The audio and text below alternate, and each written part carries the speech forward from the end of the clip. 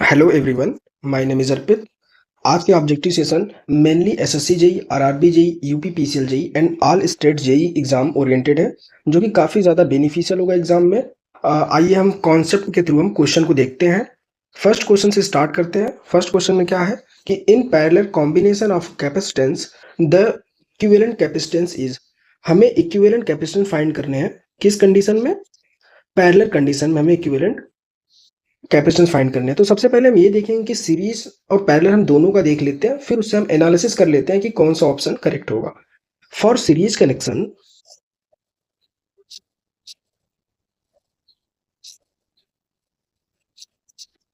For series connection क्या होता है कि अगर कैपेसिटेंस अगर सीरीज में कनेक्ट है तो इसके लिए इक्विवेलेंट कैपेसिटेंस क्या होगा? 1/C equivalent equal to 1/C1 plus 1/C2 plus dot dot dot 1/Cn। अगर n कैपेसिटर अगर सीरीज में कनेक्ट है तो उसके लिए हम इक्विवेलेंट कैपेसिटेंस ऐसे फाइंड करते हैं।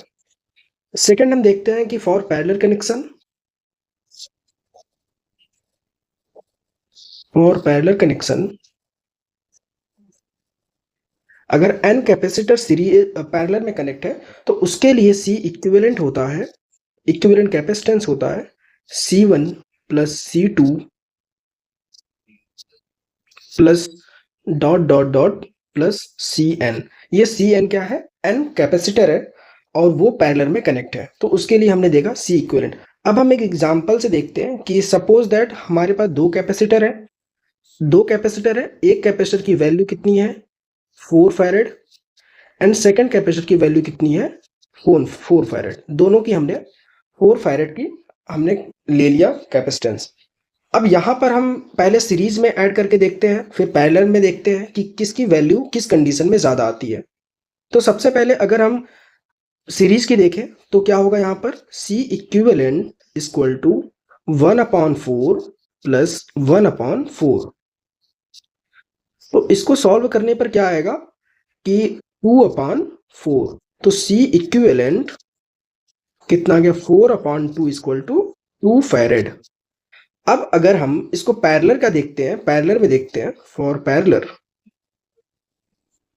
तो यहां पर अब हम देखते हैं C equivalent equal to C1 plus C2 equal to 4 plus 4 equal to 8 farad.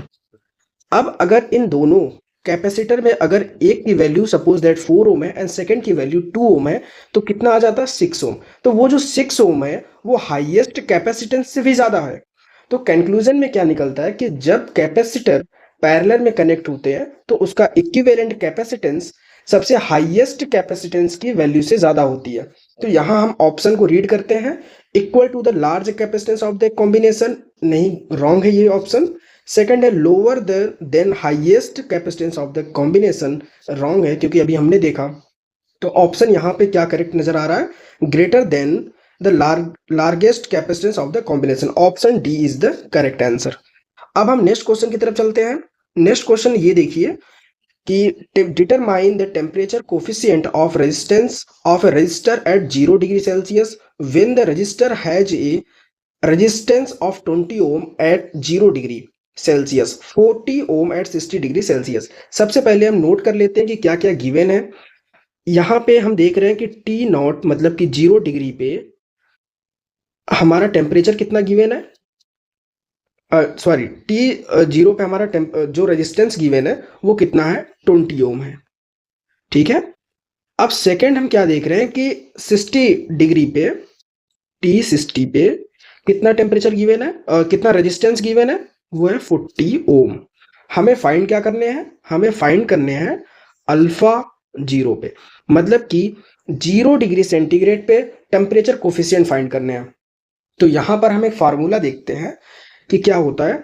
R1 equal to R0 1 plus alpha del T. Del T क्या है? टेम्परेचर डिफरेंस है। तो यहां पर टेम्परेचर डिफरेंस क्या हो जाएगा? डेल टी क्या हो जाएगा? 60 डिग्री। ठीक है। अब हम नेक्स्ट देखते हैं जो R1 कितना है। R1 ये है हमारा 40 ओम एंड ये कितना है R0। ठीक है, तो यहां से अब हम इसको सॉल्व करते हैं, तो इसकी हम सारी वैल्यू को हम पुट करते हैं। तो R1 40 equal to 20 1 plus alpha naught 60। तो यहाँ पे क्या हो गया, 2 equal to 1 plus alpha naught 60। तो अल्फा 0 इक्वल टू 1 अपॉन 60। तो अल्फा 0 इक्वल टू कितना गया, 0.0166। ये किसके इक्विवेलेंट है, 0.017। अच्छा, इसका यूनिट क्या होती है, पर डिग्री सेंटीग्रेड। तो option C is the correct answer. सबसे इंपॉर्टेंट यहाँ पर एक चीज है कि टेम्परेचर कोफिशिएंट की यूनिट क्या होती है, वो होती है पर डिग्री सेंटीग्रेड। ठीक है, अब हम नेक्स्ट क्वेश्चन की तरफ चलते हैं। नेक्स्ट क्वेश्चन ये है, what will be the value of capacitance in microfarad of a capacitor when the potential difference between the terminals of the capacitor is 40 volt and the charge stored in the capacitor is 8 मिलीकूलम। यहां पर क्या क्या given है, आपको voltage given है, कितना है 40 volt. Capacitance charge कितना गिवन है, ये चार्ज है, चार्ज स्टोर कितना गिवन है, चार्ज क्यू कितना गिवन है, 8 मिली कूलम। ठीक है, हमें फाइंड क्या करने हैं, कैपेसिटेंस हमें फाइंड करने हैं। कैपेसिटेंस को कैसे रिप्रेजेंट करते हैं, सी से, सी हमें फाइंड करने हैं। तो यहां पर हम फार्मूला लिखेंगे, क्या होता है, Q equal to C V. यहां C इक्वल टू क्या हो गया, Q की वैल्यू कितनी दी हुई है, 8 इंटू 10 की पावर -3 अपॉन 40। तो C इक्वल टू कितना हो गया, 8 upon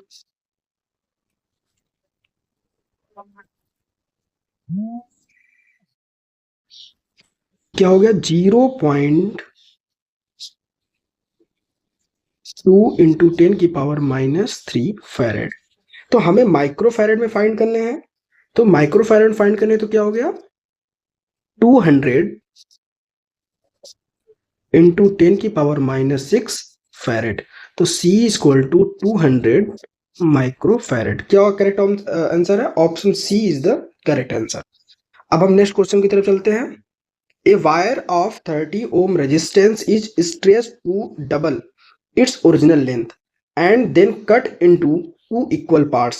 These two equal parts are connected in parallel with a battery that draw a current of 2 ampere. Determine the potential difference in volt between terminal of the battery.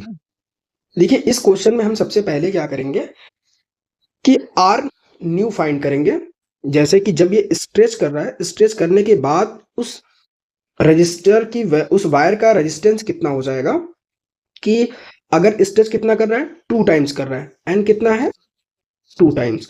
जब इस condition में जब stretch कर रहा है but value हमारा constant होता है, वैल्यू क्या हो गया, कांस्टेंट होता है।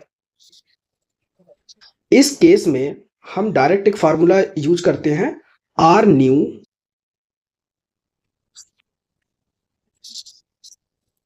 Equal to N square R old.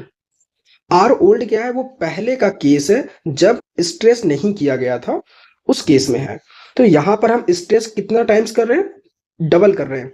तो आर न्यू इक्वल टू कितना हो गया, 2 का स्क्वायर इंटू आर ओल्ड कितना है 30। तो यहां पर कितना हो गया, 120 ओम। आर न्यू कितना आ गया, 120 ओम। अब अगली कंडीशन क्या है कि अब 120 ओम का जो वायर है उसको क्या हो गया, 2 पार्ट में डिवाइड कर दिया। जैसे एक ये वायर है,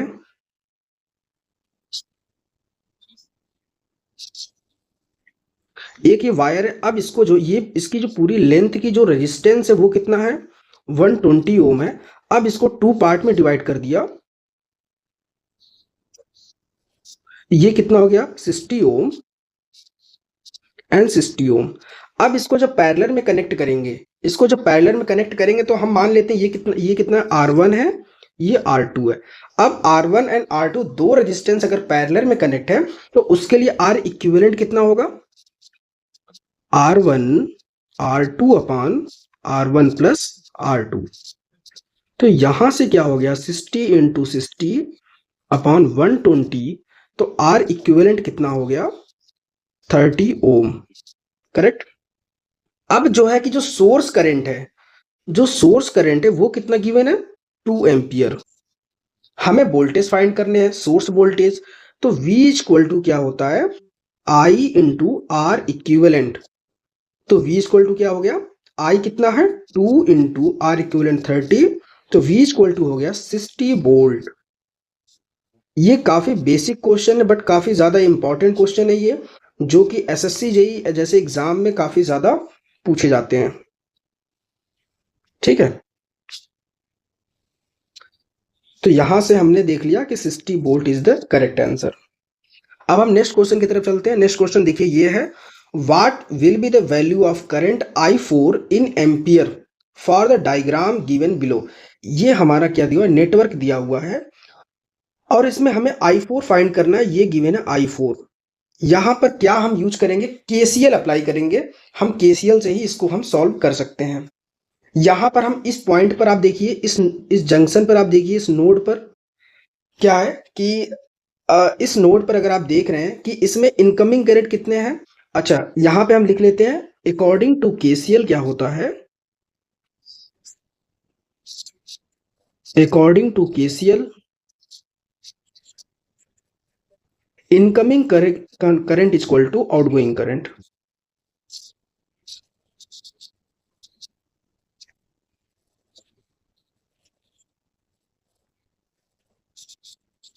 करेक्ट। अब यहां से आप देखिए कि जो इनकमिंग, इस नोड पर इनकमिंग करंट कौन कौन सा है, I3 है, फिर क्या है इनकमिंग में, I3 इनकमिंग है प्लस I4 इनकमिंग है। आउटगोइंग क्या है, I7 और फिर है I6 I5। ठीक है, यहां से हम I4 फाइंड करेंगे। लेकिन सबसे पहले आप ये देखिए कि I7 भी तो यहां पे हमें नहीं पता है, और क्या नहीं पता है, I3 भी नहीं पता है। तो इसको फाइंड करने के लिए हम इस नोड को देखते हैं। इस नोड पे अगर आप देखिए तो इस नोड पर भी केसीएल अगर अप्लाई कीजिए तो इनकमिंग करंट कौन सा है, I7 equal to I9 plus I8। तो यहां से जो I7 आ गया वो कितना आ गया, I9 कितना है 1 प्लस 1 इक्वल टू 2 एम्पियर। अब I3 के लिए आप इस नोड पर देखिए कि यहां पे इनकमिंग क्या है, इनकमिंग है I1 plus I2 equal to I3। तो यहां से I3 क्या हो गया, 3 प्लस 1 प्लस 3 हो गया 4 एम्पियर। अब हम इस पर सभी वैल्यू को पुट करते हैं और यहां से हम I4 को फाइंड करते हैं। I3 हमने क्या देख लिया, 4 plus I4 equal to I7 कितना 2 एम्पियर, I6 कितना गिवन है 1, I5 कितना है 2। तो I4 equal to 5 minus 4, I4 कितना हो गया 1 एम्पियर। ठीक है, तो यहां से हमने देख लिया कि जो I4 है वो 1 एम्पियर है। तो क्या करेक्ट आंसर हो गया, option A is the correct answer.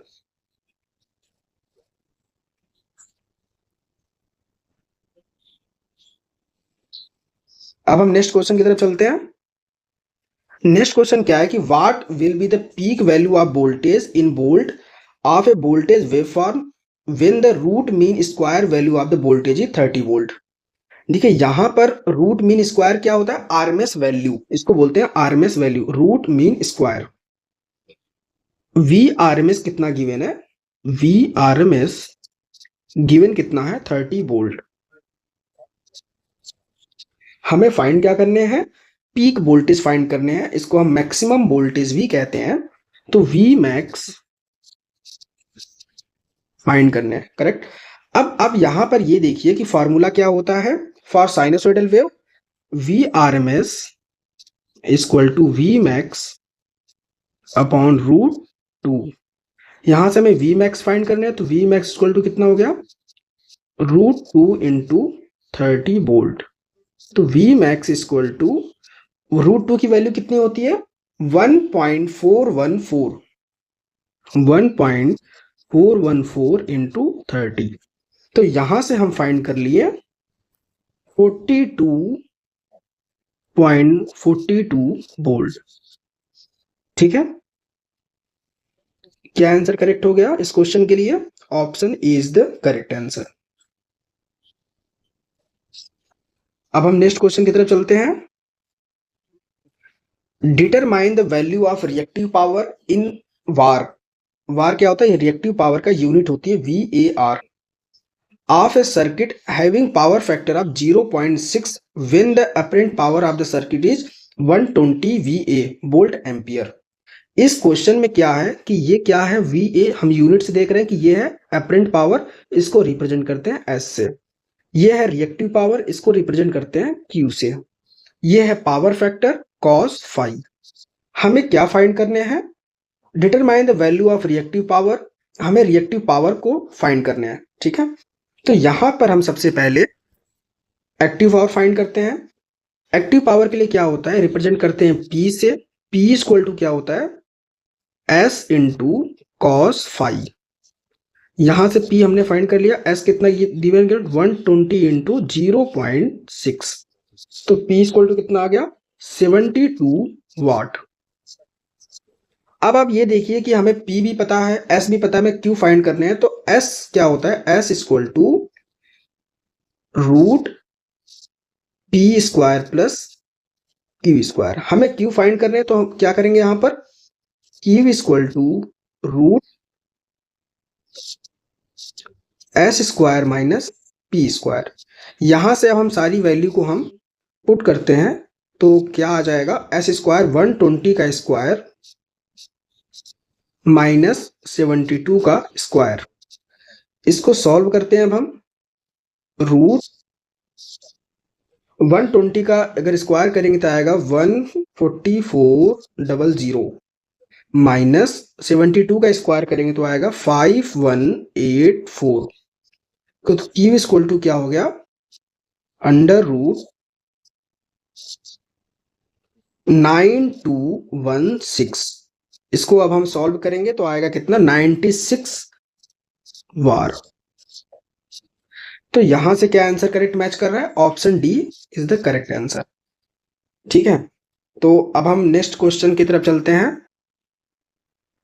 Next question देखिए ये है कि when only current source is active in the circuit find the current through the 10 ohm resistor. देखिए इस नेटवर्क में क्या है कि voltage source and current source तो गिवन है, लेकिन क्वेश्चन में ये कंडीशन है कि सिर्फ करंट सोर्स एक्टिव है, वोल्टेज सोर्स हम नहीं कंसीडर करेंगे। तो इसको हम क्या करेंगे? शॉर्ट कर देंगे, क्योंकि सर्किट में जो सिर्फ एक्टिव है ना वो सिर्फ करंट सोर्स है। तो वोल्टेज को हम शॉर्ट करते हैं और करंट को हम ओपन करते हैं। करंट सोर्स को ओपन करते हैं, वोल्टेज सोर्स को शॉर्ट करते हैं। ठीक है, यहाँ पे वोल्टेज सोर्स शॉर्ट करेंगे क्योंकि इस नेटवर्क में सिर्फ करंट सोर्स एक्टिव है। अब हमें 10 ओम के रेजिस्टर में करंट फाइंड करना है। तो यहां से हमने मान लिया कि इसमें करंट फ्लो कर रहा है I एम्पियर। अकॉर्डिंग टू जो है कि current division rule, current division rule हम यहाँ पे अप्लाई करेंगे। करंट डिवीजन रूल अप्लाई करने पे क्या होता है, कैसे अप्लाई करते हैं ये हम देखते हैं। हमें I फाइंड करने हैं, करेक्ट। तो I इक्वल टू, अब हमें जिस ब्रांच में करंट फाइंड करने हैं उसके पैरेलल में जो ब्रांच होगा उसको हम नोट करेंगे। यह क्या हो गया? 5 अपॉन दोनों जिसमें पैरेलल कनेक्शन है करंट डिवीजन रूल के लिए 5 एंड 10 ओम को ऐड करेंगे तो कितना आ गया? 15 इंटू टोटल करंट कितना है? 2 एम्पियर। तो I इक्वल टू क्या हो गया? 2/3 एम्पियर। इसको सॉल्व करने पे आएगा I equal to 0.66 ampere. Option D is the correct answer. अब हम नेक्स्ट क्वेश्चन पे चलते हैं। नेक्स्ट क्वेश्चन देखिए ये है कि with the current direction mark in the source circuit Son the net voltage applied is. इस सर्किट में करंट का डायरेक्शन दिया हुआ है, ये करंट का डायरेक्शन है। हमने इसको अच्छे से मार्क कर लेते हैं, ये करंट का डायरेक्शन है। अब हम ये जानते हैं कि करंट किस डायरेक्शन में फ्लो करता है? Higher voltage to lower voltage current का डायरेक्शन फ्लो करता है, इस डायरेक्शन में करंट फ्लो करता है। तो इस डायरेक्शन में करंट फ्लो कर रहा है, इसका मतलब जो V1 है वो हायर है V2 से। V1 higher V2। तो यहां पर हम क्या लिखेंगे? कि हमें नेट वोल्टेज फाइंड करना है, तो नेट वोल्टेज इक्वल टू क्या हो गया, V1 माइनस V2। लेकिन यहाँ पे आप देखिए V1 माइनस V2 कोई ऑप्शन नहीं है, तो यहाँ पर हम क्या कर रहे हैं कि माइनस को हम कॉमन ले लेते हैं, तो क्या हो जाएगा -V1 प्लस V2। तो इसको सॉल्व करेंगे तो हो जाएगा -V2 plus V2 minus V1। तो यहाँ पे अब आंसर मैच कर गया। क्या आंसर है, option D is the correct answer. ठीक है, अब हम नेक्स्ट क्वेश्चन पे चलते हैं। Two bulbs are of rating 230 volt 60 watt, ये मान लेते हैं हम P1 है। 230 वोल्ट 100 वाट, ये P2 है। Are connected in parallel across supply mains, identify the correct statement. जो P1 एंड P2 दो बल्ब है वो किस में कनेक्ट है, पैरेलल कनेक्शन में कनेक्ट है। अब क्या होता है कि हम ये जानते हैं कि पावर के लिए फार्मूला क्या था, P equal to V square upon R। ठीक है, अब यहां पर वोल्टेज तो सेम है क्योंकि पैरेलल में कनेक्ट है, तो वोल्टेज सेम है, तो P इनवर्सली प्रोपोर्शनल टू क्या आ गया, R। जिसकी पावर ज्यादा होगी, जिसकी पावर ज्यादा होगी उसका रेजिस्टेंस कम होगा। अगर जिस बल्ब का रेजिस्टेंस कम होगा उसमें करंट क्या होगा, मैक्सिमम फ्लो करेगा। अगर मैक्सिमम फ्लो करेगा तो बल्ब ज्यादा ग्लो करेगा। ठीक है, तो यहां से कंक्लूजन में क्या निकलता है कि फॉर पैरेलल कनेक्शन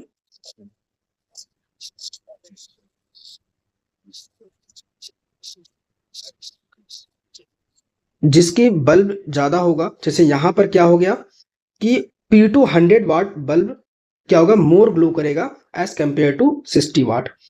तो यहां पर जो है कि P2 ग्रेटर देन P1। तो इस क्वेश्चन का आंसर क्या हो गया, the 100 watt bulb will glow brighter. ठीक है, लेकिन जब अगर सीरीज कनेक्शन होता, अगर यही दोनों बल्ब सीरीज में कनेक्ट होता, सीरीज कनेक्शन, तो उस केस में क्या होता है कि जिस बल्ब की रेटिंग कम होती है, वाटेज कम होता है, वो ज्यादा ग्लो करता है। तो फॉर सीरीज कनेक्शन क्या हो जाता, P1 ग्रेटर देन P2। मतलब P1 ग्रेटर P2 का मतलब क्या है कि 60 वाट बल्ब ज्यादा ग्लो करता P2 से।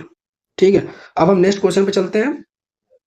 3 resistor each of R ohm are connected in star, what is the value of equivalent delta connected resistor. ठीक है, पहले जो रेजिस्टेंस 3 रेजिस्टेंस है R है वो सीरीज स्टार में कनेक्ट है। अब उसे हमें डेल्टा में कनेक्ट करने हैं, तो पर फेज का जो है कि क्या होगा, पर आर्म जो होते हैं उसमें डेल्टा में उसकी वैल्यू क्या होगी। तो हम देखते हैं इससे कि आर डेल्टा इक्वल टू क्या होता है, 3R स्टार। ठीक है, तो यहां पर देखिए आर डेल्टा हमें फाइंड करने हैं, 3 इंटू आर स्टार में कितना दिया हुआ है R। तो R in delta connection equal to कितना हो गया, 3R ओम। ठीक है, अगर यही स्टार टू डेल्टा कन्वर्जन के पॉइंट ऑफ व्यू से हम और चीज देखें अगर, तो आर स्टार के लिए हम भी लिख लेते हैं R star, R in star connection R delta upon 3 ohm, ये हो जाता है। ठीक है, अगर यहीं पर क्या होता कि अगर यहाँ पे पहले से डेल्टा में कनेक्ट होता, उसकी वैल्यू R होती और हमें स्टार में कन्वर्जन करना होता तो R अपॉन 3 हो जाता। लेकिन यहाँ पर स्टार में कनेक्ट है और वैल्यू कितनी है, R है।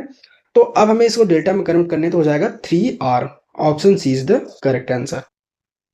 नेक्स्ट क्वेश्चन को देखते हैं। 2 electric bulbs are tungsten filament of same thickness, if one of them gives 60 watt and other gives 100 watt then. देखिए यहाँ पर क्या होगा कि 100 वाट बल्ब, ऑप्शन क्या है, 100 watt lamp filament has longer length, 60 watt lamp filament has longer length. यहाँ से हम ये देखते हैं, अभी हमने आपको फार्मूला बताया कि P इक्वल टू क्या होता है, V स्क्वायर R। तो P directly proportional to R। R equal to क्या होता है, रो L अपॉन A। यहाँ पर बता दिया पहले कि टंगस्टन फिलामेंट है तो रो क्या हो गया, कांस्टेंट होगा। क्योंकि जो रेजिस्टिविटी होती है वो मटेरियल पे डिपेंड करती है। अब यहाँ पे इसने एक चीज और कह दिया है कि इसकी थिकनेस, दोनों की थिकनेस क्या है, सेम है, दोनों बल्ब की थिकनेस सेम है, तो मतलब आर तो सेम है, अब सिर्फ एल बच रहा है, तो R directly proportional to L. तो यहाँ पर क्या हो गया, P directly proportional to 1/L। जिसकी लेंथ पावर ज्यादा होगी उसकी लेंथ कम होगी, और जिसकी पावर कम होगी उसकी लेंथ ज्यादा होगी। तो यहाँ पे आप देखिए कि पावर किसकी ज्यादा है। यहाँ पे ये क्या है, 60 वाट लैम्प फिलामेंट है, लॉन्गर लेंथ। 60 वाट क्या है, 100 वाट कंपैरिजन में कम वाटेज का है, लेकिन इसका लॉन्गर लेंथ होगा, तो ऑप्शन बी क्या है, करेक्ट है। अब हम नेक्स्ट क्वेश्चन की तरफ चलते हैं। What will be the color coding of register when the thickness of register is 50 plus minus 2% ohms? यहाँ पे कुछ चीजें हम देखते हैं। यहाँ पे जो 2% ये क्या है, टोलरेंस है, ठीक है। तो इसको हम देखने के लिए आपको हम एक चार्ट दिखाते हैं कि उस चार्ट के माध्यम से हम समझते हैं कि हम इसको कैसे हम इवेल्युएट करते हैं, ठीक है। ये चार्ट हमने आपको दिखाया, ये चार्ट देखिए आप। यहां से अब हम नोट करते हैं वैल्यू क्या गिवन है, 50 प्लस माइनस 2%।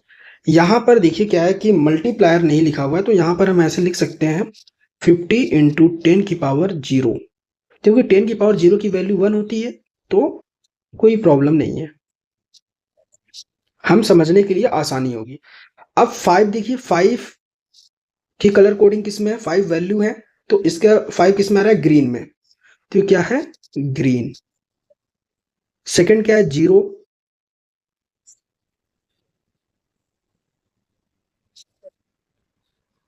जीरो किस में है, 0 है ब्लैक, 0 का जब ये देखिए तो इसमें क्या है, ब्लैक है।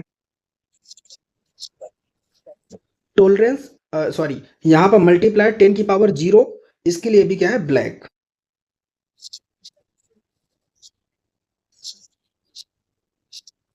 टोलरेंस 2%, ये टोलरेंस गिवन है, ये 2% किसमें, रेड में।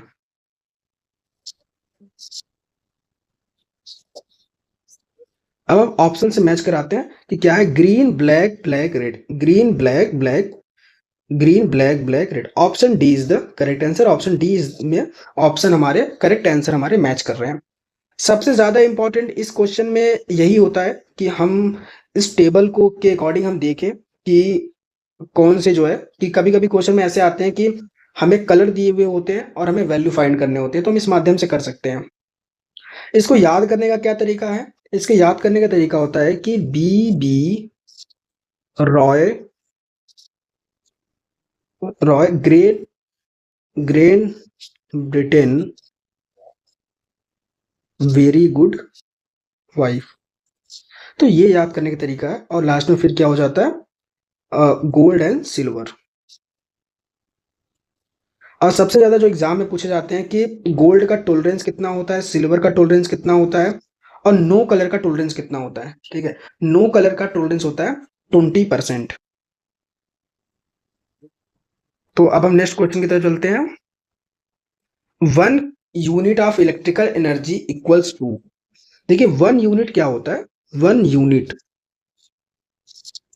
1 यूनिट इक्वल टू होता है 1 किलोवाट हावर, ठीक है।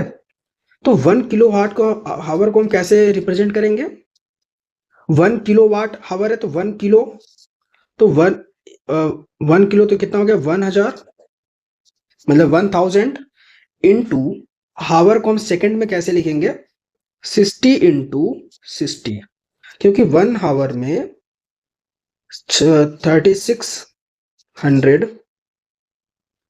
सेकंड्स होता है, ठीक है। यहां पर हम जो देखेंगे और भी चीजें हम देख लें, यहां से तो हमने आंसर मार्क कर लिया कि 1 किलोवाट आवर होता है 1 यूनिट में, लेकिन हम और भी चीजें इसमें हम देख रहे हैं कि एनर्जी क्या एग्जाम में आते हैं। तो यहाँ पे क्या हो गया, 36 इंटू 10⁵ जूल। हमने जूल में कन्वर्ट करने के लिए हमने इसको वाट में एंड इसको सेकंड में किया है, ठीक है। 1 जूल इक्वल टू क्या होता है, वाट सेकंड।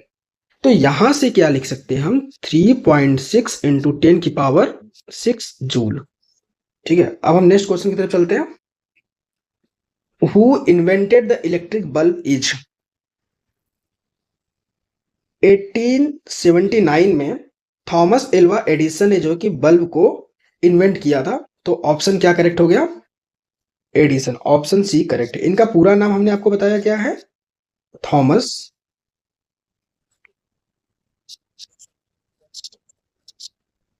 Alva Edison. किस सन में किया था? 1879। ठीक है, अब हम नेक्स्ट क्वेश्चन पे चलते हैं। The relationship between electric power and current is. देखिए पावर के लिए क्या फॉर्मूला होता है? P equal to I square R. यहाँ पे आई स्क्वायर है तो ये लीनियर तो नहीं है, ये क्या है? नॉन लीनियर है। ठीक है, तो ये हो गया नॉन लीनियर। पावर क्या है? नॉन लीनियर है। यहाँ पे अगर P equal to I R होता तो हम लिखते हैं P directly proportional to I, तो यहाँ पे लीनियर। बट यहाँ पे आई स्क्वायर है तो ये क्या? नॉन लीनियर है। इसका हम ग्राफ बना के देखते हैं कि नॉन लीनियर को हम कैसे रिप्रेजेंट करें। ये करंट है I और ये पावर है P। तो यहां पर हम देख रहे हैं कि इसका जो कर्व बनेगा ऐसे बनेगा। तो ये क्या? लीनियर नहीं है, क्योंकि लीनियर होने के लिए ओरिजिन से स्ट्रेट लाइन जो है तो ड्रॉ होती है। तो ये क्या? P directly proportional to I square. ठीक है, तो अब हम नेक्स्ट क्वेश्चन की तरफ चलते हैं। इसका करेक्ट आंसर क्या हो गया? Non linear. नेक्स्ट क्वेश्चन ये है, a series RLC circuit resonance at 1 megahertz at frequency 1.1 megahertz, the circuit impedance will be. देखिए पहली चीज तो हम जो देखेंगे क्वेश्चन में ध्यान से कि ये कौन सा कनेक्शन है? सीरीज आरएलसी कनेक्शन है। ठीक है, और यहाँ पे जो रेजोनेंस फ्रीक्वेंसी दी हुई है जिसको हम बोलते हैं एफ आर, कितना है? 1 मेगाहर्ट्ज एट फ्रीक्वेंसी 1.1 मेगाहर्ट्ज, मतलब 1 मेगाहर्ट्ज से ज्यादा है। मतलब क्या है कि एफ एच है, इसको हम एफ एस से हम रिप्रेजेंट करते हैं। और जो रेजोनेंस फ्रीक्वेंसी कम होता है उसको हम एफ एल से रिप्रेजेंट करते हैं। एफ एल एफ एच कितना है? 1.1 मेगा हर्ट्ज। यहाँ पे ये बताना है कि the circuit impedance will be, जो सर्किट का जो इम्पिडेंस किसकी तरफ बिहेव करेगा। ठीक है, तो यहां से हम क्या बनाते हैं? ग्राफ बनाते हैं। ग्राफ से हम समझेंगे तो काफी ज्यादा इजी हो जाता है समझने में।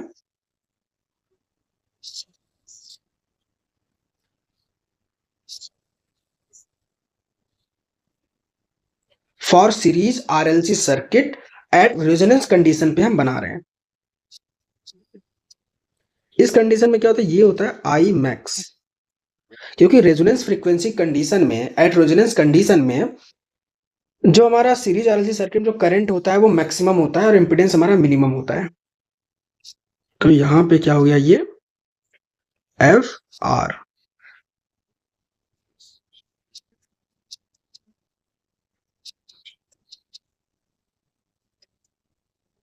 ये होता है कट ऑफ फ्रीक्वेंसी। तो यहां पर जो वैल्यू होती है वो होता है आई मैक्स अपॉन √2।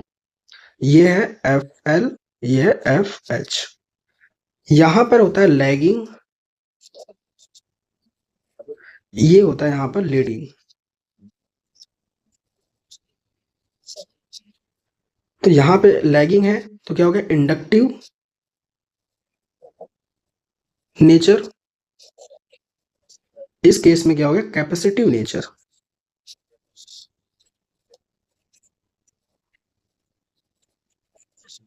अब हम क्वेश्चन में आप देख रहे हैं कि एफ एच क्या है? F H greater than F R है। तो यहां पे क्या हो गया आंसर? Inductive nature. ठीक है, क्योंकि एफ आर ये है और एफ एच ये है। एफ एच क्या है? Greater then F R. इस केस में सर्किट का जो नेचर होगा वो इंडक्टिव होगा। अब यहां से इसका पावर फैक्टर कितना होता है? यूनिटी पावर फैक्टर होता है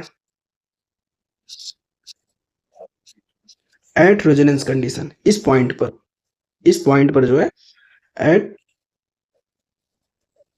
रेजोनेंस कंडीशन। अब हम नेक्स्ट क्वेश्चन पे चलते हैं। Find the value of supply voltage in volt for the circuit shown figure below. यहां पे हमें क्या फाइंड करने हैं? रिजल्टेंट वोल्टेज फाइंड करने हैं V। ठीक है, तो v इक्वल टू क्या होता है, under root V R square plus V L minus V C का square. V L and V C जो बड़ा होगा उसको हम लेते हैं। तो हम अभी रेंडमली हमने वी एल माइनस वी सी ले लिया। अच्छा, यहां पर आप देख रहे हैं कि 100 वोल्ट एंड 100 वोल्ट गिवन है, तो v क्या हो गया, अंडर रूट 50 का स्क्वायर प्लस 100 माइनस 100 का स्क्वायर। तो यहाँ पे v कितना आ गया, 50 वोल्ट।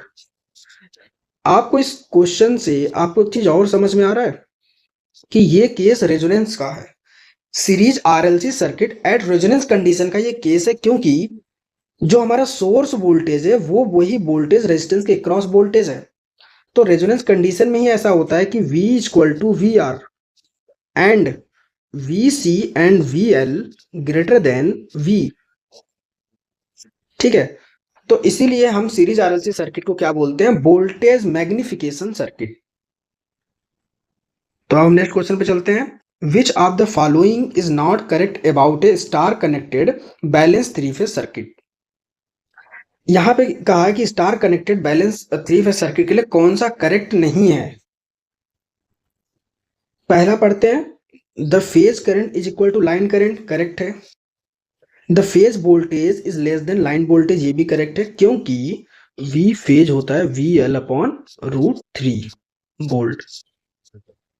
थर्ड क्या है, the system does not contain a neutral point, ये रॉन्ग है और हमें क्वेश्चन में यही बताना है। क्वेश्चन में मुझे यही बताना है कि कौन सा करेक्ट नहीं है।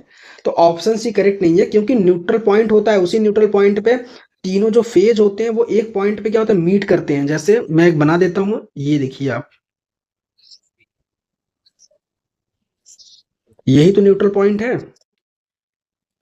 यही क्या है, न्यूट्रल पॉइंट है। ठीक है, तो यहां से फेज वोल्टेज और चीजें भी हम देख लेते हैं जब बना ही दिया है तो।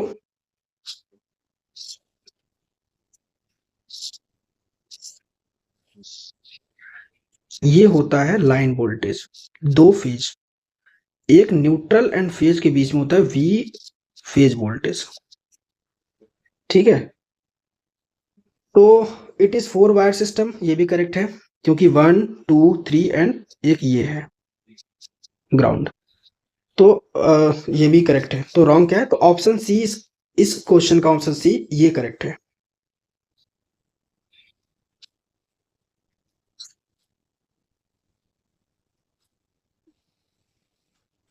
अब हम नेक्स्ट क्वेश्चन पे चलते हैं। For balance three phase supply system the phasor sum of the line current is not zero if the load is, जब लोड हमारा अनबैलेंस होता है उस केस में ही phasor sum of line current का क्या होगा, जीरो नहीं होता है। अगर अनबैलेंस, अगर बैलेंस कंडीशन है तो क्या होता है, जीरो होता है। जैसे क्या होता है, फॉर बैलेंस कंडीशन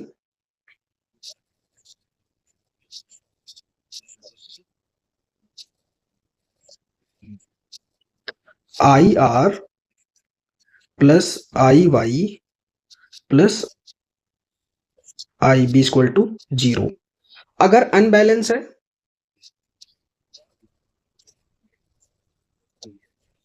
तो I R plus I Y plus I B is not zero. तो क्या आंसर करेक्ट हो गया, balance delta connected, unbalance delta connected, unbalance star connected. Option C is the correct answer. Next question को देखते हैं। A cable has an insulation of relative permittivity 2. If the insulation is replaced by one of the relative permittivity 4, the capacitance of the cable will become. ठीक है, इस question को देखिए क्या है कि कैपेसिटेंस क्या होता है, C equal to epsilon naught epsilon R A upon T. यहां से जो एप्सिलॉन नॉट है ये permittivity of air and permittivity of यहाँ पे क्या रिलेटिव परमिटिविटी है। ठीक है, आई नॉट क्या है कि permittivity of free space,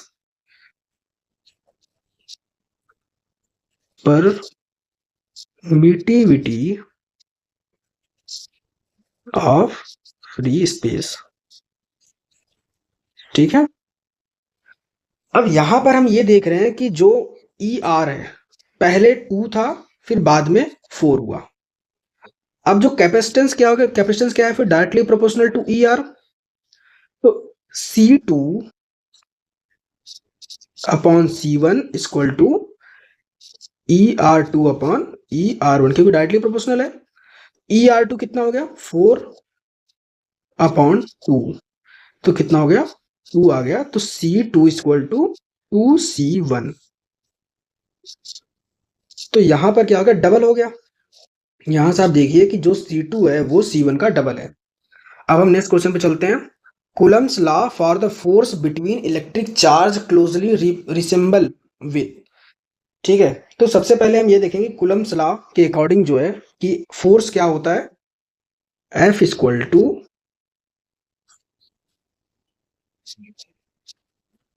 Q1 Q2 upon 4 pi epsilon naught D square. Q1 Q2 क्या है, दो चार्ज हैं, तो इसका जो कि resemble with Newton's law of gravitation इसके सिमिलर है। अगर आप इसका फॉर्मूला देखेंगे तो इसके जैसे ही होता है। वहां पे M1 M2 होता है, यहाँ पे चार्ज है Q1 Q2, वो भी जो है कि डिस्टेंस से inversely proportional of square of distance होता है, ठीक है। तो नेक्स्ट क्वेश्चन पे हम चलते हैं। एक कैपेसिटर हैज टू, कैपेसिटर क्या होता है कि दो कंडक्टर होता है सेपरेटेड बाय डाइलेक्ट्रिक, ये जो है कि डाइलेक्ट्रिक से सेपरेट है, ठीक है। यहाँ पे हम डाइलेक्ट्रिक फील करते हैं, ये डाइलेक्ट्रिक होता है, तो इसके हम जो है कि कैपेसिटर जो है कि बनता है। तो यहाँ पे क्या हो गया, conductor separated by dielectric. Next question देखते हैं। Which property of a material supports the passes of magnetic flux through it.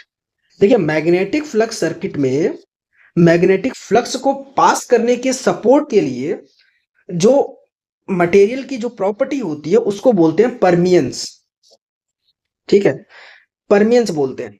और ये परमियंस क्या होता है, परमियंस जो होता है कि inversely proportional, directly proportional to 1 upon reluctance, या फिर हम ऐसे बोलते हैं कि इनवर्सली प्रोपोर्शनल टू रिलेक्टेंस, या फिर हम बोले directly proportional to 1 upon reluctance, ठीक है। ये लेकिन इलेक्ट्रिक सर्किट में क्या होता है, इलेक्ट्रिक सर्किट में करंट को पास करने में करंट जो मटेरियल की जो प्रॉपर्टी होती है उसको बोलते हैं कंडक्टेंस।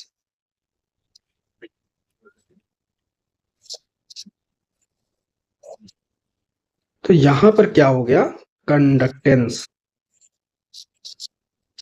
इसका ये इनवर्सली प्रोपोर्शनल होता है किसके, रेजिस्टेंस के। अब हम नेक्स्ट क्वेश्चन पे चलते हैं। Which of the following statement about the force between two charge is true. दो चार्ज है, अगर वो सिमिलर चार्ज है, अगर पॉजिटिव पॉजिटिव है या फिर निगेटिव निगेटिव है, तो उनके बीच में रिपल्सन फोर्स लगेगा। अगर दो चार्ज अगर डिफरेंट है, प्लस माइनस माइनस प्लस, तो वहां पे जो कि अट्रैक्शन फोर्स लगेगा। तो यहाँ पे देखिए क्या लिखा हुआ है, a force of repulsion exist between two like charge.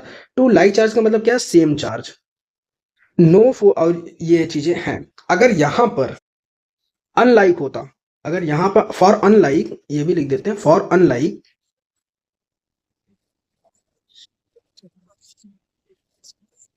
क्या होता, अट्रैक्शन होता, ठीक है। नेक्स्ट क्वेश्चन पे चलते हैं।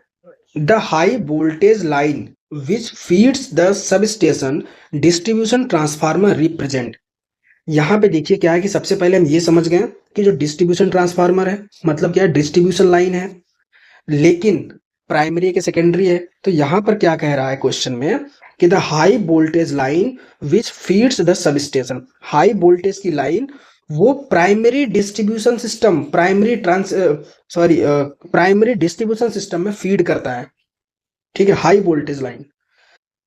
तो option C is the correct answer.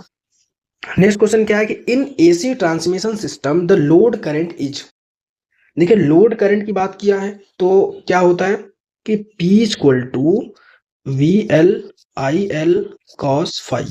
तो यहां से हम देख रहे हैं कि जो load current IL inversely proportional to cos phi या directly proportional to 1/cos phi। cos phi क्या है? Power factor. तो यहां से क्या हो गया? Inversely proportional to power factor. Option B is the correct answer. Next प्रश्न क्या है? High voltage transmission efficiency is in the range of.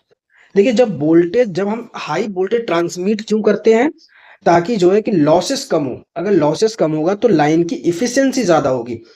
अब जैसे क्या है कि वोल्ट, अगर मान लीजिए कांस्टेंट पावर है, एक फिक्स पावर है P, इसको हमें ट्रांसमिट करना है। अब P इक्वल टू क्या होता है? VL/IL cos phi। तो यहां से हम ये समझते हैं कि लेकिन हम एक्टिव पावर ट्रांसमिट नहीं करते हैं, हम अपरेंट पावर ट्रांसमिट करते हैं, क्योंकि हमें उसमें एक्टिव और रिएक्टिव दोनों होती है और दोनों की नीड होती है। तो यहाँ पे S इक्वल टू हम कर लेते हैं VL/IL, ठीक है, √3।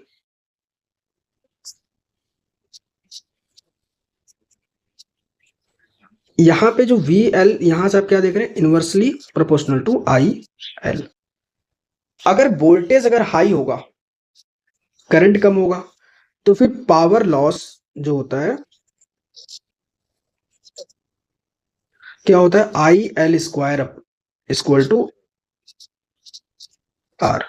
ये कम होगा। ये जो R है वो लाइन का रेजिस्टेंस है, ये कम होगा तो इफिशियंसी क्या होगी? ज्यादा होगी। कितनी होती है efficiency? 85 to 95%। Option D is the correct answer.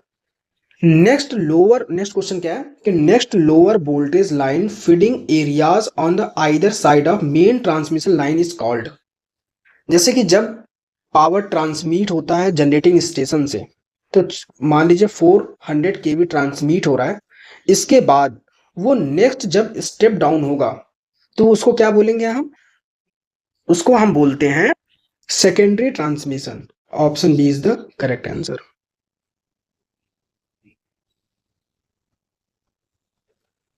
Next question क्या है? What are the advantage of DC transmission system over AC transmission system? DC system is economical for long line. Correct है, क्योंकि हम जो है कि HVDC हम use करते हैं ग्रेटर देन 650 किलोमीटर से ऊपर हम DC AC high voltage DC transmit करते हैं, क्योंकि इकोनॉमिकल होता है। There is no skin effect system. Correct है, क्यों? क्योंकि डीसी सिस्टम में कैपेसिटेंस एग्जिस्ट नहीं करता, इंडक्टेंस एग्जिस्ट नहीं करता, इस वजह से वहां पर स्किन इफेक्ट का कोई कॉन्सेप्ट नहीं है। Corona limits the are negligible for DC circuit as compare to AC circuit. ठीक है। और नेक्स्ट क्या है? All of the above. तो यहाँ पे बात सही है, क्योंकि जीरो यहाँ पे नहीं लिखा है, निग्लिजिबल होता है, मतलब बहुत कम होता है। कितना होता है? Corona loss in DC equal to corona loss in AC upon 3, इतना होता है। तो इन तीनों ऑप्शन करेक्ट है, तो option D is the correct answer. Next क्या है? 66 kV is suitable for transmission of power over. 66 kilo volt की लाइन ट्रांसमिट कितने डिस्टेंस के लिए होती है? 60 किलोमीटर। ठीक है। तो यहां पर हम एक फार्मूला भी देख लेते हैं, जो कि काफी ज्यादा आते हैं एग्जाम में। ये जो हम डिजाइन करते हैं वो किस फार्मूले पे करते हैं? KV equal to 5.5 root kilometre upon 1.6 plus KVA upon 150। ठीक है। तो इसको हम इस तरह करते हैं, या फिर अगर यहाँ पे अगर हम जब KVA को अगर हम किलो वाट में चेंज करते हैं तो अपॉन 100 हो जाता है। तो KV इक्वल टू 5.5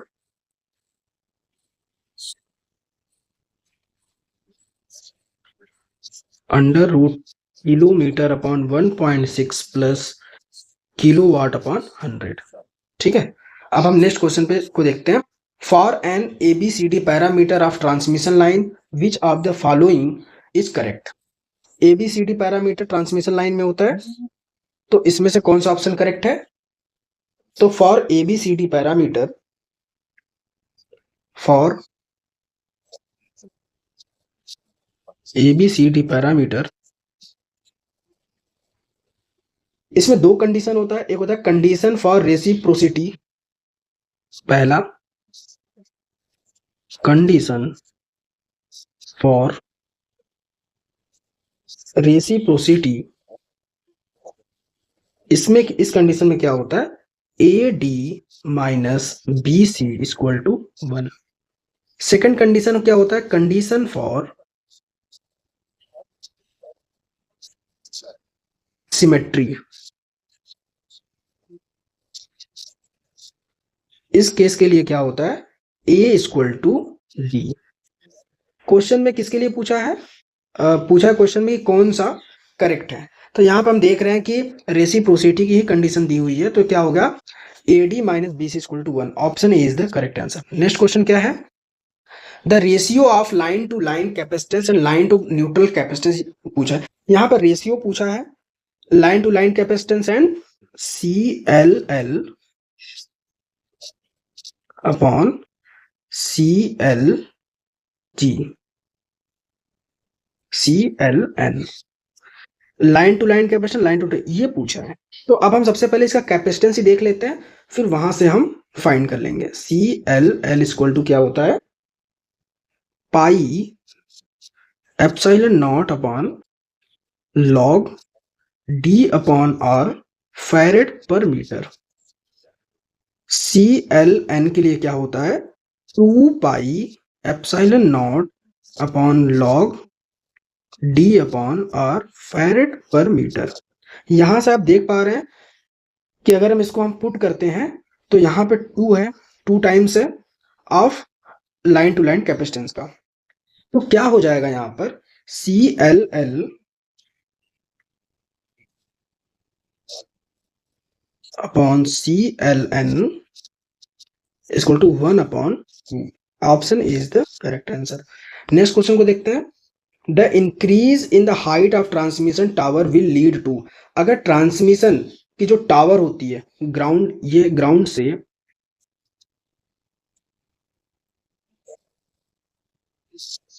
इस टावर की जो कि हम हाइट इंक्रीज करते हैं तो क्या इफेक्ट होगा, इंडक्टेंस पे कोई इफेक्ट नहीं होगा, कैपेसिटेंस पे क्या होगा कि हाइट इंक्रीज करने पे कैपेसिटेंस डिक्रीज करेगा, हाइट इंक्रीज करने पे कैपेसिटेंस डिक्रीज करे। क्यों, क्योंकि एक फार्मूला हमने ऊपर अभी जस्ट बताया आपको, C equal to epsilon not A upon D. D क्या है डिस्टेंस बिटवीन टू प्लेट्स, हमने पैरेलल प्लेट कैपेसिटर के लिए मैंने देखा था। यहां पर एक मान लीजिए यहां पर कंडक्टर लाइन जा रही है, एक क्या है ये है एंड दूसरा अर्थ है, इसके बीच में क्या है डाइलेक्ट्रिक एयर है। अब यहां पे अगर हम डिस्टेंस को इंक्रीज करेंगे तो कैपेसिटेंस डिक्रीज होगा, लेकिन इंडक्टेंस पे कोई चेंज नहीं होगा, तो क्या हो गया decrease in the line capacitance, but गलत है। ऑप्शन सी में क्या है decrease in the line capacitance but line inductance will remain unaltered unchanged. Next question पे देखते हैं, the effective length of short transmission line is less than, short transmission line की जो लेंथ होती है वो लेस देन 80 किलोमीटर होती है। तो हम बाकी का भी हम देख लेते हैं, शॉर्ट, मीडियम, लॉन्ग, क्योंकि एग्जाम में जो है कि तीनों के फ्रिक्वेंटली क्वेश्चन पूछे जाते हैं। इसका हम वोल्टेज भी देख लेंगे अभी।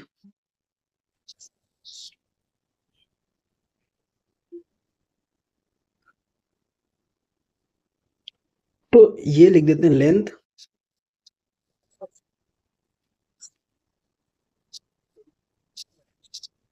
और सेकंड क्या है वोल्टेज। शॉर्ट ट्रांसमिशन लाइन के लिए क्या होता है लेस देन 80 किलोमीटर एंड इसका वोल्टेज होता है लेस देन 20 केवी। मीडियम के लिए होता है 80 kilometre to 200 kilometre and voltage होता है 20 KV to 100 KV. Long transmission line के लिए होता है greater than 200 kilometre and voltage होता है ग्रेटर देन 100 केवी। ठीक है, अब हम नेक्स्ट क्वेश्चन की तरफ चलते हैं, the ratio of puncture voltage to the flash over voltage of insulator. तो puncture voltage and flash over voltage, ये हमेशा इसका रेशियो क्या होता है, ग्रेटर देन 1 होता है। इसको बोलते हैं सेफ्टी फैक्टर भी बोलते हैं। ठीक है, puncture voltage upon flash over voltage greater than 1। Next question देखते हैं। In ACSR conductor the insulation between aluminium steel conductor, जैसे हमने बना देते हैं हम ACSR कंडक्टर।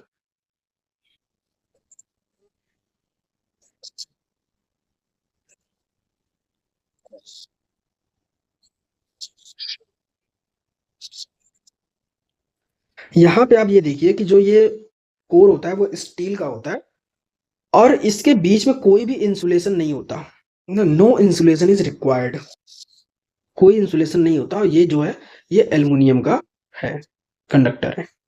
ठीक है, नेक्स्ट क्वेश्चन देखते हैं। Which of the following generator are used in arc welding. Arc welding हम कौन सा जनरेटर यूज करते हैं, डिफरेंशियल कंपाउंड जनरेटर यूज करते हैं। नेक्स्ट क्वेश्चन ये है, a 200 volt DC generator supply 4 kilowatt at a terminal voltage of 200 volt, the armature resistance being 0.5 ohm. If the machine is operated as a motor at the same terminal voltage with the same armature current, find the ratio of generator speed Ng to the motor speed Nm। यहाँ पे हमें क्या find करना है, Ng upon Nm। ठीक है, armature voltage दिया हुआ है, Ra कितना दिया हुआ है, 0.5 ओम। ठीक है, यहां पे देखेंगे पावर क्या होता है, P इक्वल टू VIA। यहां से अगर हम आर्मेचर करंट फाइंड करेंगे तो क्या होगा, IA equal to 4 into 10⁻³ upon 0.5। यहां से हमने फाइंड किया तो क्या आ गया, 20 एम्पियर। ठीक है, सॉरी यहाँ पे वोल्टेज लिखेंगे हम, क्योंकि यहाँ पे P इक्वल टू VIA, तो वोल्टेज कितना है 200, यहाँ पे कितना आ जाएगा 20 एम्पियर। अब हम देखेंगे फॉर जनरेटर केस के लिए एंड फिर हम देखेंगे मोटर केस के लिए। इन जनरेटर केस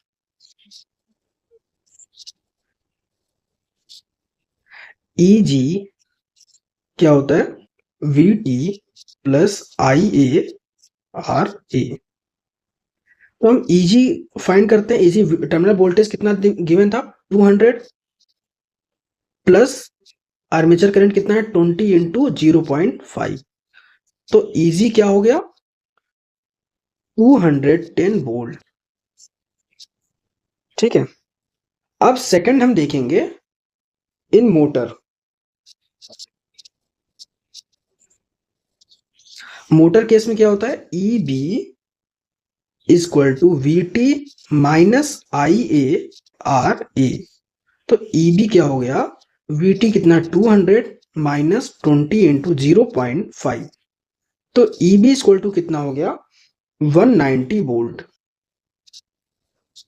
अब स्पीड के लिए इक्वेशन क्या होती है, N is directly proportional to EB upon 5।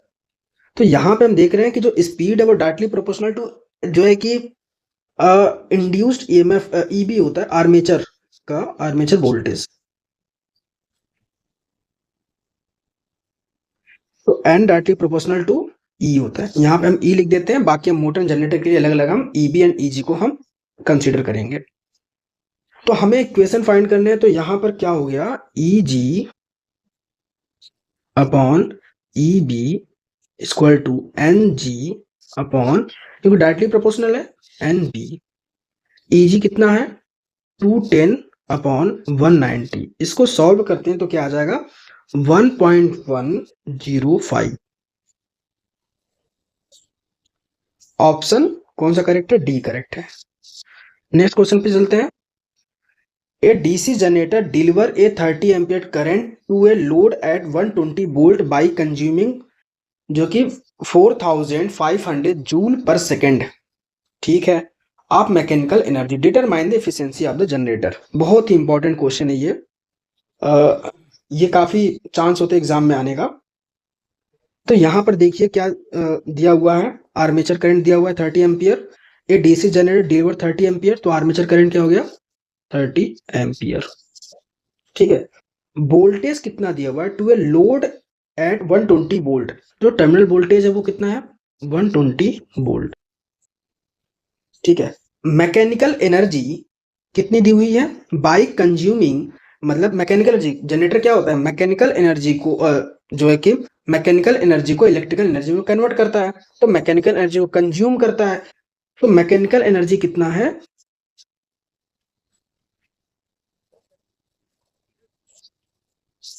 Mechanical energy is equal to 4500 joule per second. तो इसको हम क्या लिख सकते हैं 4500 वाट, क्योंकि वाट इक्वल टू होता है जूल पर सेकेंड। ठीक है, अब हमने तो ये इनपुट पावर हमने एक तरफ से हम कह दें कि ये इनपुट पावर हमने फाइंड कर ली, हमें आउटपुट पावर फाइंड करने है, तो पी आउटपुट टर्मिनल पे आउटपुट कितना मिल रहा है, तो कितना हो गया 120 टर्मिनल वोल्टेज एंड करंट कितना है 30, तो कितना हो गया 12 के 36, 3600 वाट। इफिशियंसी क्या होती है, efficiency equal to P output upon P input, तो क्या हो गया पी आउटपुट कितना है 3600 अपॉन 4500, तो क्या आ गया 0.8, तो इसको परसेंटेज में हम देखेंगे तो क्या आ जाएगा 80%। क्या ऑप्शन करेक्ट है, option B is the right answer. ये काफी ज्यादा इंपॉर्टेंट क्वेश्चन है और ये डेफिनेटली इस तरह के क्वेश्चन जो कि स्टेट जे एग्जाम में आना निश्चित है। नेक्स्ट क्वेश्चन हम देखेंगे, let T be the net torque developed by the rotor runs at omega radian per second. Omega क्या होता है एंगुलर वेलोसिटी होता है। ठीक है, हमें फाइंड क्या करना है what is the mechanical power developed.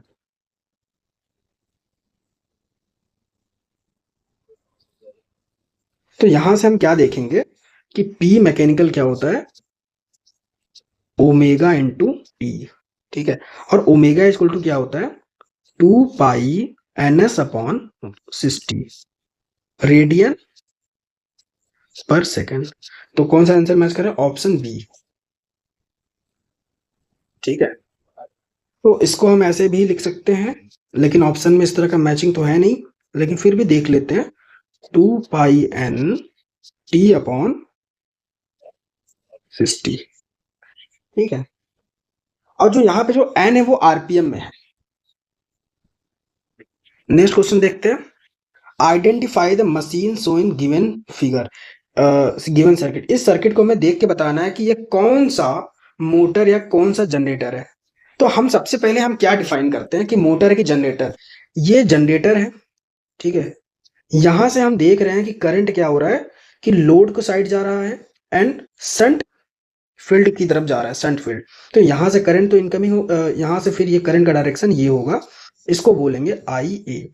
यहाँ पे आप देख रहे हैं जनरेटर से करंट क्या हो रहा है लीव कर रहा है, इसका मतलब ये पावर डिलीवर कर रहा है। तो ये कौन सा केस हो गया जनरेटर हो गया। ये जनरेटर में क्या होता है पावर करंट क्या होता है लीव करता है। मोटर में आर्मेचर, मोटर के केस में आर्मेचर में करंट क्या होता है इंटर करता है, तो यहाँ पे इंटर नहीं कर रहा है, यहाँ पे करंट लीव कर रहा है।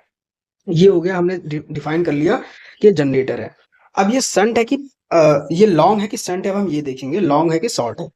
यहाँ पे हम ये देखते हैं कि जब सीरीज फील्ड आर्मेचर से कनेक्ट होता है एंड जो संट होता है वो उसके पैरेलल में होता है, तो वो होता है लॉन्ग संट।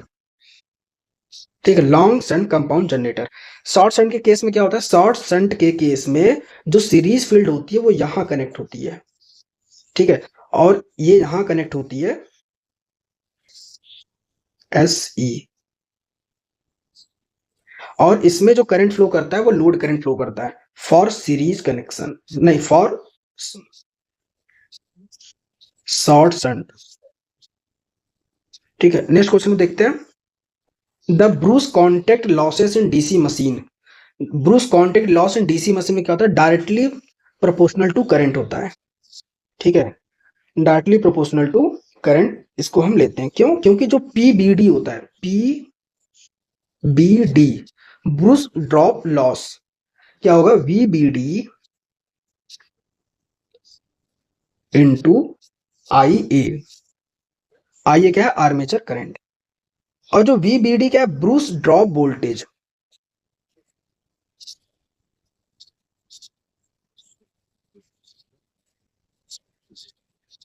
यहां से हम देख रहे हैं क्या हो जाएगा,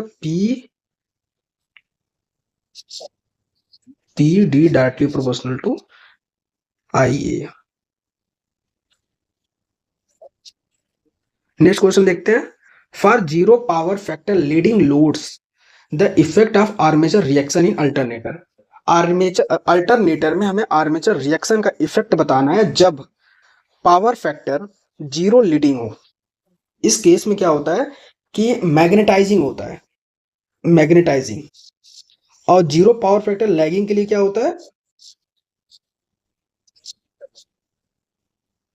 डीमैग्नेटाइजिंग।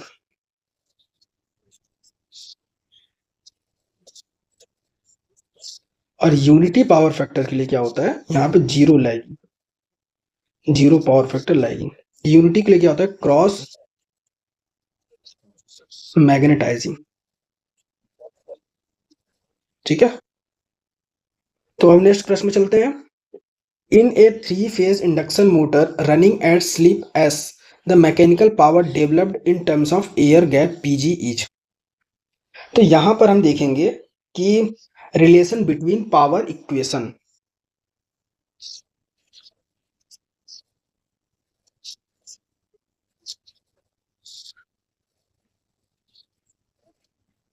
यहां से हम देखेंगे तो क्या होता है, PG PCU PMD, ठीक है, mechanical developed power equal to 1/S/1 - यहां से अब हमें क्या फाइंड करना है, mechanical power developed in terms of air PG and MD का हमें स्लिप के में फाइंड करना है, स्लिप केस, स्लिप को कंसीडर करते हुए। तो PMD यहाँ पे देखते हैं, PG क्या हो जाएगा, PG/1, क्योंकि इसका 1 है, PMD/1 - S। तो PMD क्या हो जाएगा, 1 - S PG। कौन सा ऑप्शन करेक्ट है, ऑप्शन ए करेक्ट है, सॉरी ऑप्शन 1 - S ना, option C is the correct answer. Next प्रश्न चलते हैं। The torque of induction motor is proportional to.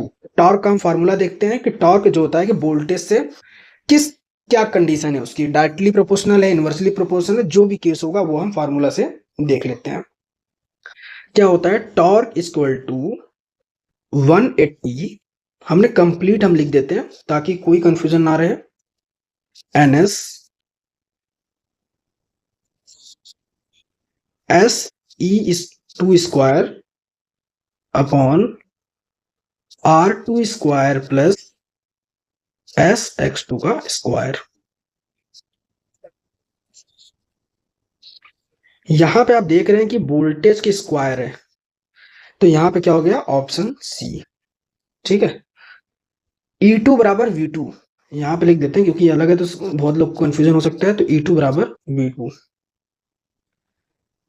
Next प्रश्न क्या है कि which of the following is preferred RPM for 4 pole induction motor. देखिए, हम बाई डिफॉल्ट फ्रीक्वेंसी मान के चलेंगे कि F कितना है, 50 हर्ट्ज है, क्योंकि इंडिया में जो फ्रीक्वेंसी है वो 50 हर्ट्ज है। अब पोल कितना है, 4। तो हम पहले सिंक्रोनस स्पीड फाइंड करते हैं, NS 120F/P। तो कितना होगा, 120 इंटू 4, 120 इंटू 50/4। तो NS कितना हो गया, 150 RPM। लेकिन यहां पर क्या है कि इंडक्शन मोटर है, इंडक्शन मोटर के केस में NR जो रोटर की स्पीड होती है वो लेस देन सिंक्रोनस स्पीड होती है। ठीक है, लेस देन सिंक्रोनस की स्पीड होती है। और जो स्लिप होती है वो कितना होता है, 2 to 3% अप्रॉक्स होती है। ठीक है, तो यहां पर देखिए कि स्लाइटली लेस देन होता है जो कि काफी बेटर होता है। तो यहाँ पे क्या हो गया, 1485 RPM। Option is the correct answer, क्योंकि अगर हम स्लिप अगर हम बाई डिफॉल्ट मान लेते हैं, जो कि होता भी है फुल लोड पे 2 to 3%, अगर हम इसके अकॉर्डिंग जब हम फाइंड करेंगे तो यही आएगा 1485 RPM। ठीक है, नेक्स्ट क्वेश्चन पे चलते हैं। How many different speed can be obtain in cascade controller to induction motor. दो इंडक्शन मोटर को हम अगर कैस्केड में कनेक्ट करते हैं तो हमें कितने स्पीड हमें मिल सकते हैं, कितने स्पीड की पॉसिबिलिटी है अगर दोनों को साथ में अगर हम कनेक्ट करके रन कराते हैं? तो 4, ऑप्शन बी इज द 4। कौन कौन से होते हैं वो हम देख लेते हैं कि पहला कौन सा केस हो सकता है, कम्युलेटिव कैस्केड।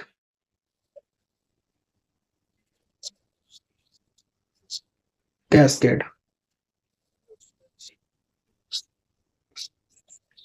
इस केस में क्या होगा कि जो N1 होगा, स्पीड N1 मतलब कि वन स्पीड 120, फ्रीक्वेंसी तो सेम होगी but pole P1 plus P2। ठीक है। सेकंड क्या होगा, differential cascade.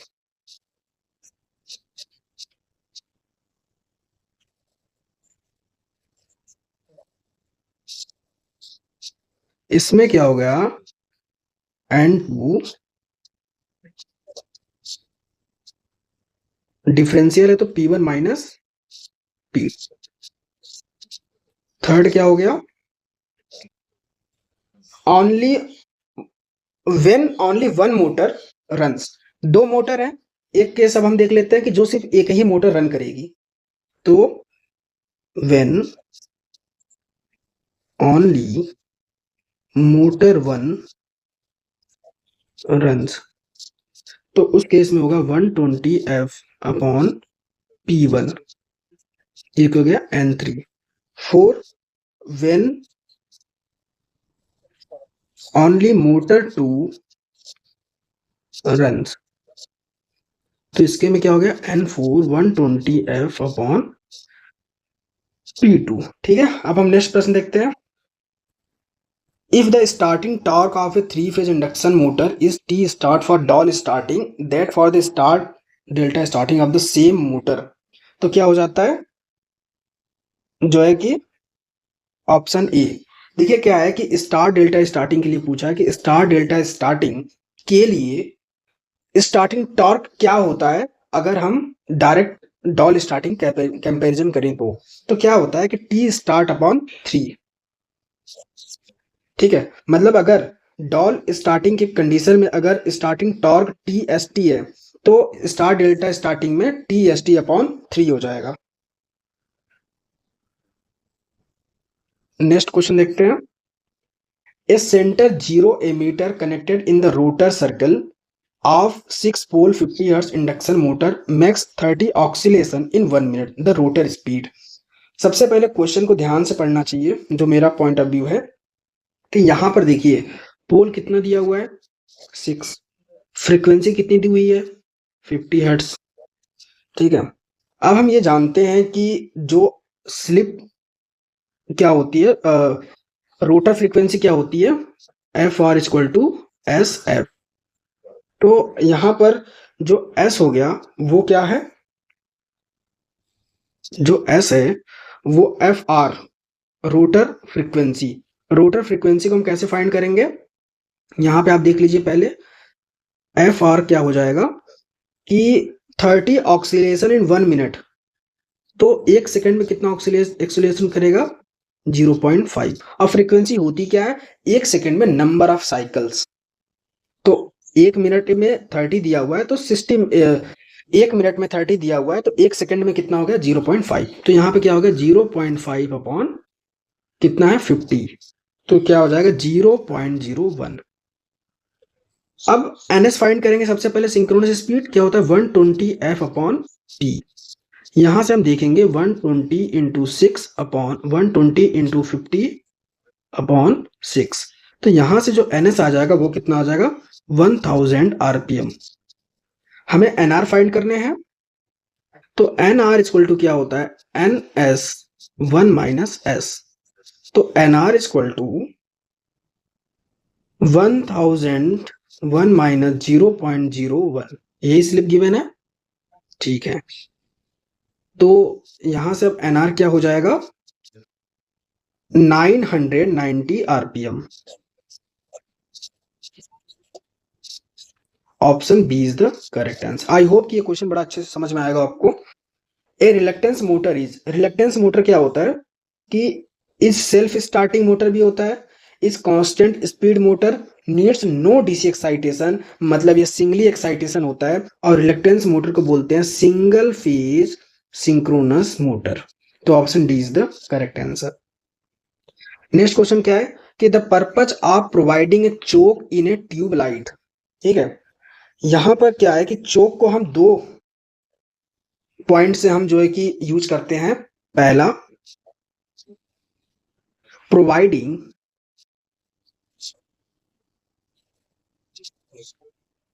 Ignition voltage.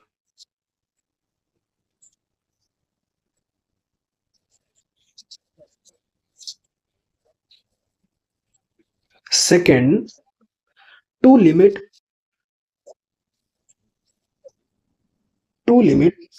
Current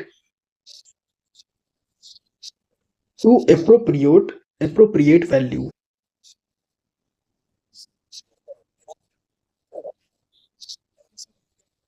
तो क्या आंसर करेक्ट हो गया ऑप्शन के according? To limit current appropriate value, option D.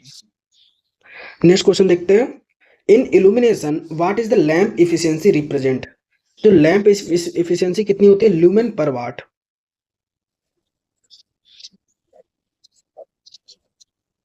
Option क्या करेक्ट हो गया? Option D. नेक्स्ट क्वेश्चन क्या है? विच of the following is the SI unit of solid angle. Solid angle की जो एसआई यूनिट होती है वो होती है स्टेरेडियन, और ये कितना होता है 4 पाई। ठीक है, और सॉलिड एंगल हम लिख भी लेते हैं, क्या होता है एरिया अपॉन रेडियस का स्क्वायर। तो होता है ए अपॉन आर स्क्वायर बराबर 4 पाई steradian.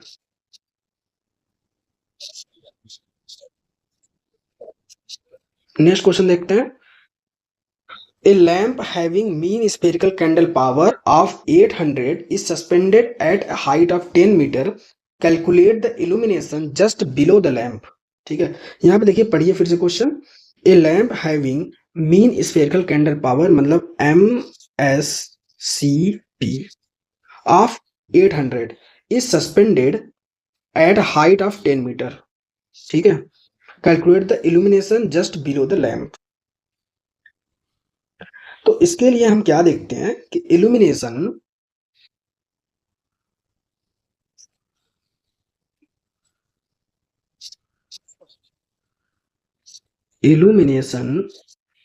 Just below the lamp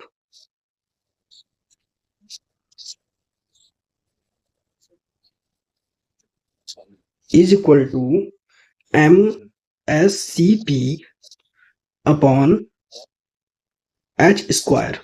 H कितना दिया हुआ है, हाइट कितना दिया हुआ है 10 दिया हुआ है, और जो MSCP कितना दिया हुआ है 800 अपॉन 10 का स्क्वायर। तो क्या हो गया 800 अपॉन 100। तो आंसर क्या आ गया 8 लक्स।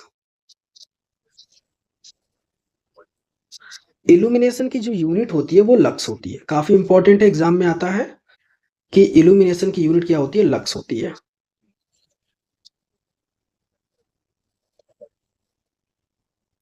और एग्जाम में काफी ज्यादा इंपॉर्टेंट एक चीज ये भी है कि MSCP का फुल फॉर्म पूछा जाता है ना। तो MSCP की फुल फॉर्म क्या है? Mean spherical candle power. ठीक है, तो थैंक्स फॉर वाचिंग। आज के लिए इतना ही। आज हमने क्वेश्चन को काफी अच्छे से समझा है, उसको सॉल्व किया है। कोई भी डाउट अगर आपको होती है तो आप कमेंट बॉक्स में लिखिए कि मुझे इस क्वेश्चन में डाउट है, फिर हम उस क्वेश्चन को नेक्स्ट वीडियो में लेकर आएंगे। आज के लिए इतना ही, अब हम मिलते हैं नेक्स्ट वीडियो में।